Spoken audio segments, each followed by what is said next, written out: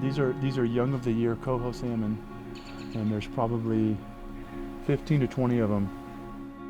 And before we got this really large culvert in this road prism out of here and restored the stream, I have some photos of a sockeye salmon that was just circling around here. And then sure enough, once we got the culvert out, we put this wood in and the natural processes has begun, and it's working. The water is clean, it's cold, and there's more than 15. There's got to be 30 little salmon right there. Happy as can be.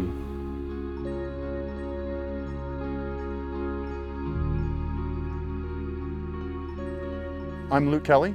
I'm the Western Washington Program Director for Trout Unlimited. I've been doing conservation work pretty much my whole life, but as a professional, I've been focused on river restoration for over 20 years. The Olympic Peninsula showed up on my radar when I was a fly fishing guide in Colorado. I had heard about this place that was unlike any other. And not only did it have some decent trout fishing, it had steelhead, wild steelhead, big steelhead.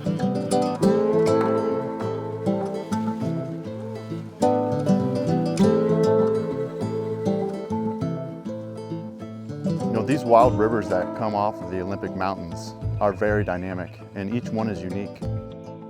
These rivers are home to steelhead, Chinook salmon, coho salmon. Some of these rivers have sockeye salmon in them, and we still have some remnant populations of chum salmon. There's also sea-run cutthroat trout and char. So we have these incredibly wild rivers with incredible potential, amazing history with numbers of fish. But the truth is, these fish populations just aren't as abundant as they used to be. We are still dealing with the legacy impacts of some of the historical timber extraction that's happened here. Hundreds, if not thousands of miles of forest roads were created. All of these forest roads that are no longer being maintained have culverts. Some of these culverts are undersized, they're deteriorated, and blocking fish. A lot of what we're trying to do is replace these culvert barriers with fish passable structures so these fish can move up and downstream as needed. A critical element of this restoration work on the Olympic Peninsula is the Cold Water Connection campaign. This is a partnership between Wild Salmon Center, Coast Salmon Partnership, and Trout Unlimited. Our team is collaborating closely with coastal treaty tribes, landowners like Olympic National Forest, other agencies and stakeholders. On the Washington coast, we are closer to right than most places in Washington state. A lot of these streams, particularly on the Olympic Peninsula, but really throughout the Washington coast, have cool, clean water the fish need. They just need to get there.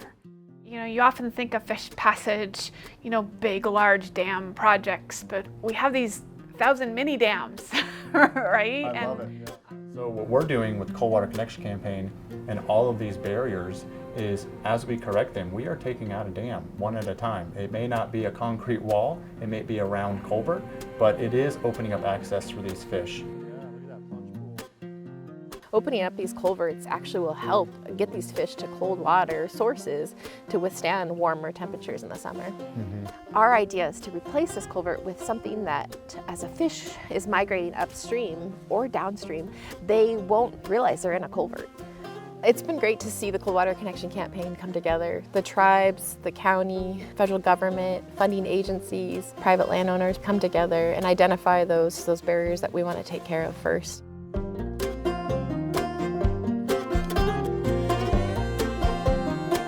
Trout Unlimited is working really hard to restore salmon and steelhead habitat on the Olympic Peninsula. Some of our work involves in-stream restoration, like placing large wood in the stream channel, and also working to restore floodplain habitat and connectivity, because it's all connected. And then understanding how we manage these resources, whether it be fish management, so that fish can use the newly restored habitat or newly connected habitat, to forest practices and making sure we're not harvesting the trees in this floodplain or riparian zone. We're very fortunate to have a lot of partners to leverage each other's resources and talents.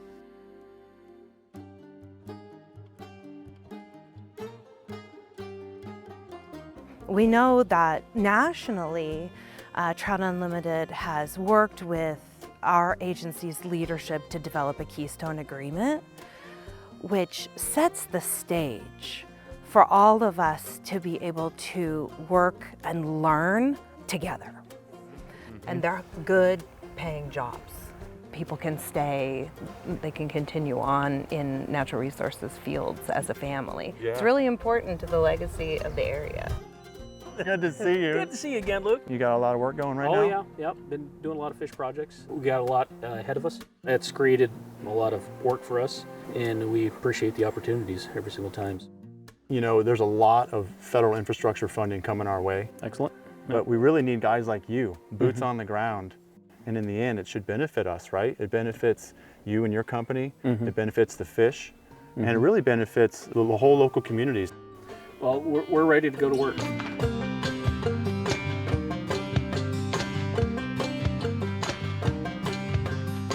We're here at Elk Creek, a tributary on the south side of the Hoh River. Historically, it produced a lot of salmon and steelhead. In the late 90s, basically we had a rain on snow event on former timber harvest land, and it made a debris flow and basically pushed all of the logs and large wood in the creek, all of that habitat, way up high on the banks. In partnership with the Hoh tribe, we are going to get in here and we are going to put a lot of large wood back into Owl Creek. We know that Owl Creek historically supported Chinook salmon runs. Just from an economic standpoint, spring Chinook are the most valuable salmon that our fishermen catch. And it's important, you know, also to the young people in the tribe to be able to relate to, you know, what's happened historically. It's a really important connection that the youth of the tribe then get to make. You know, really healthy and vibrant salmon populations is going to help keep that connection alive.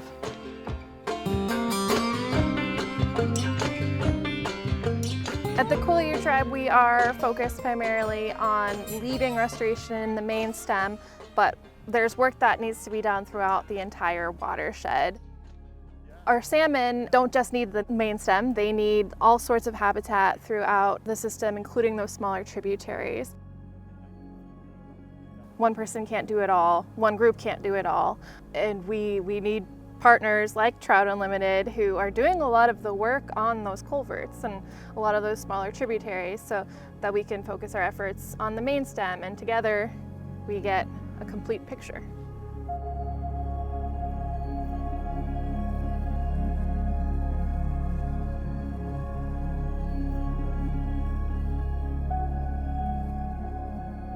It's all coming together at Wysen Creek. These culverts went from 3 feet and 4 feet wide to well over 12 and 13 feet wide. This type of room to allow the river to move is good for the stream and the road, but it really allows those fish to pass at multiple flows and at multiple life stages. Not only is this going to help the fish, but we have local contractors and expertise. This is going to benefit jobs. This is going to benefit communities, let alone our local infrastructure. It's a win-win for everybody.